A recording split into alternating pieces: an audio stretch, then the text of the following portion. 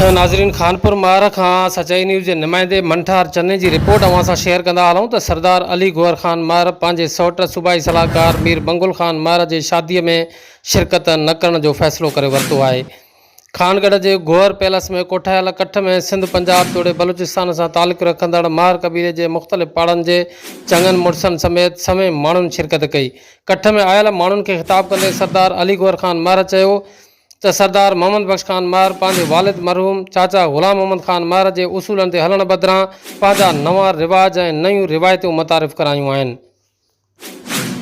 तंहिं करे हिन सूरत हाल में साणस गॾु हलणु नामुमकिन आहे।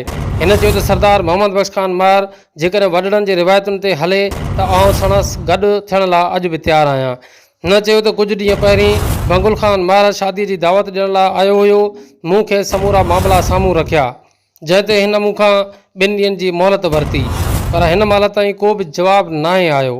तंहिं करे शादीअ में शिरकत करणु मुमकिन नाहे।